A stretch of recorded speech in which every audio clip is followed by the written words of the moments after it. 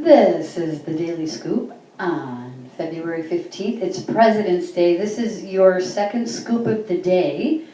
As promised today, I was going to give you a morning scoop and an afternoon scoop in honor of President's Day. So today, we're not going to talk about all the rhetoric that's going on.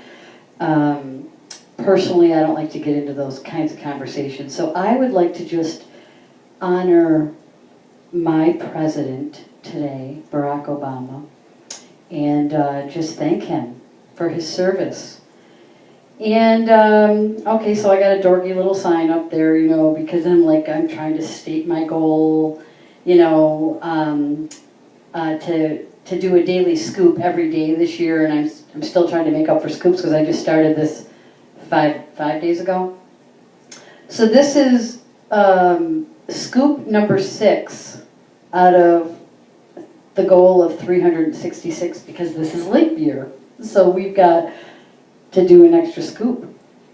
All right, so the Daily Scoop with Scoops Lane is about homemade ice cream and domestic violence. So those of you who tune in, I'm going to get right into how I want to honor President's Day today. And like I said, I don't get too hung up and into, you know, a lot of specifics or arguments with people around this kind of stuff. But what I do, because of my passion for domestic violence and intimate partner violence type crimes, I get involved in the laws that we're trying to change to protect survivors of these crimes. So in the past, I've been involved in, you know, meeting with legislators and assembly folks and congresswomen and men and senators. So just to talk about specific ways that this kind of stuff goes on and how the legislation that's being presented in front of them affects their own family. So, you know, I do a lot of grassroots kind of stuff. I mean, I don't raise money for them, that's for darn sure. I just advocate and do some of that kind of grassroots activism. Okay, so I've been involved in different things in the past. So today, what I'm going to do, and you know, because of this, I'm like, you know what? This year I was like, last year, it's 2016, I've never been to Washington, D.C. I should totally go there. So I planned a little trip. And I ended up going alone. It was like a little Annie's little adventure, and I'll post some of my funny little videos, or you can look for them on YouTube. Just look for Annie's Washington Adventure. And I had a blast all by myself, and I went on all kinds of tours, and I wrote letters ahead of time, and you know, tried to get with the president and appointments and everything. So what I'm going to read for you today, and then I'll explain what this tall document is to the, well, my left, I don't know, probably your right. I'll explain what that is, and you might figure it out when I read what I'm about to read. So the 2 stories I'm going to share today are just like a couple little things around my trip to Washington, D.C. and why I really wanted to go and do that. And then I'm going to share a funny story, and this also has to do with presidents and President's Day. And I'm going to introduce to you, for anybody that hasn't seen her, if you are not like one of the 7 million people that watch this video on YouTube with this 5 or 6-year-old girl, I think she's from Council Grove, Kansas. We're not in Kansas anymore, people. But Macy Hensley, I'm going to share a story about her, and lucky her, she's been on Ellen, she's like, now recently I'm like, oh my God, Ellen even got the president on her show and then brought Macy on. I'm like, are you kidding me? I've written letters, I've written Ellen letters. She doesn't answer. All right, so Barack, if you're listening, Ellen, if you're listening, Macy, well, Macy, no, forget it, you're only 5. Okay, so before my trip, I wrote a letter to the president. I always get these emails like spam mail. Oh, hi, I'm heading out to California next month, and I'm going to talk to a group of supporters, you know, like stuff like, oh, you know, President Obama's going to, like his people. send out letters, and you can, if you donate $3, you get a chance to meet the president in California. So it's like, okay, if you chip in $16 or whatever you can, then you'll automatically be entered to win a free trip for two to California, where you can chat with me and we can just discuss our plans. So, of course, then I'm like, perfect. I am going to be a wise cracker, and I am going to respond to this email with a letter directly to the president.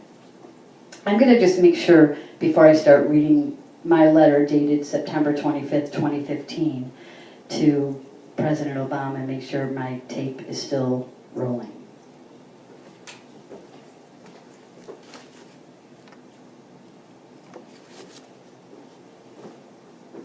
What do you know? You may get one streaming thought of consciousness in one streaming video.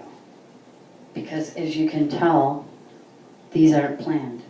Okay, so I wrote a letter to the president, and I did not get an answer before my trip. But I did get a reply, I believe, to the day after I got home. I got a letter in the mail, and I'm going to share that too. It's very funny, very cute. So here's a letter I sent to President Obama, and I put a little, my little bio picture up in the right corner, and I said, "Dear President Obama, thank you for your email message yesterday. I would love to meet you too. Yes, I'm happy to contribute $16 for a chance to join you in California and help elect more like-minded people with the same moral and ethical standards we share. With all due respect, however, I live on the East Coast in upstate New York, and ironically, I'll be in Washington, D.C. next month, from Tuesday, October 20th through Thursday, October 22nd. I could meet you in your office if that would be more convenient. This is my first time visiting Washington, D.C., and I have scheduled several sightseeing tours through Congresswoman Louise Slaughter's office. I'm hoping a staff assistant will also provide a personal tour of the Capitol and hook me up with a White House tour. I would love to meet Vice President Joe Biden as well and personally thank him for sponsoring and supporting the Violence Against Women Act, which is known as the VAWA Act, V-A-W-A. You can look that up too. And that is what is to the left of my little dorky sign there, which I received in the mail when I got back. I already shared the news. Okay, so I am a 20-year survivor of domestic violence, so VAWA and I share the same 20-year anniversary. 1995, which is when Vice President, well, back then he wasn't the Vice President, introduced the bill, until 2015, when we were fighting so hard to get that reenacted. I sure wish we did not always have to fight so hard to keep VAWA inactive. But rest assured, as a domestic violence prevention advocate, activist, and educator, I try to do my part to help create a community where we can all be safe and free from harm in our homes, our schools, workplaces, and community. Mr. Obama, you are my all-time favorite president, and I so wish you could serve 8 more years. It would be an honor and a thrill to meet you, Mr. President, or the First Lady, Michelle, or Vice President Joe Biden. I would also totally freak out if someone actually responded to this letter. Here are some fun facts, even if we don't have an opportunity to meet when I visit the Capitol. I am related to President John Adams on my maternal grandmother's side of the family. And that's true. It was, the 17 and 1800s, but nonetheless, it's in the family tree. Second little fun fact, my dad, and I won't state the name because I'm anonymous. I'm Scoops Lane. My dad worked for Kodak in the 1950s to the 1980s. And because his job was considered government classified, my mom and 8 siblings never really knew what he did.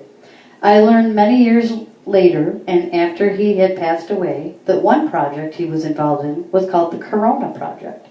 I plan to visit the Smithsonian, and I hope to learn more about the history and my dad's possible role in it. Third fun fact. When I was 10 years old in 1971, President Nixon wrote me a letter thanking me for keeping with his price freeze at my lemonade stand. Most kids raised their prices that summer, but I kept mine at 2 cents per cup. Fun fact number 4. In 2007, I was part of a small and mighty group in Rochester, New York that helped get the Fair Access to Family Court bill passed in New York State in the year 2008. New York was the very last state in the United States of America to pass this legislation. We tied up phone lines, we overtaxed and broke multiple fax machines in Albany, New York and overtaxing multiple fax machines in Albany, New York from faxing in our signed support letters and bill cards. This is the final fact. In 2006, my husband Jim Lane wrote and recorded a song called Harmony to help bring peace in our community. Here's a video on YouTube.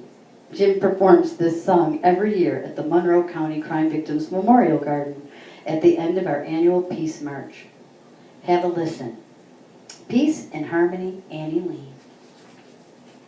So, let me see if the film's still rolling.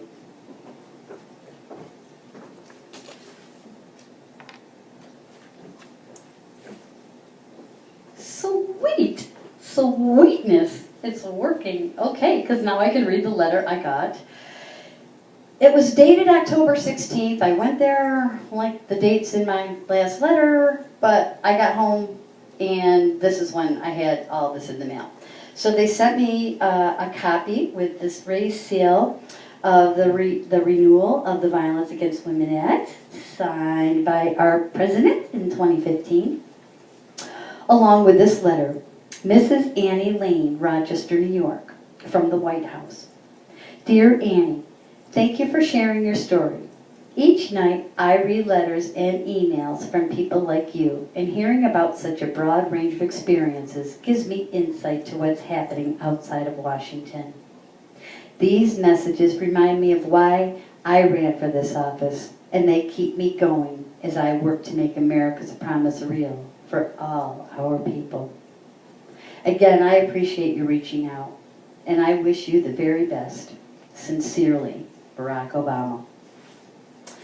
And then, I didn't know this, but I guess they can't accept direct donations.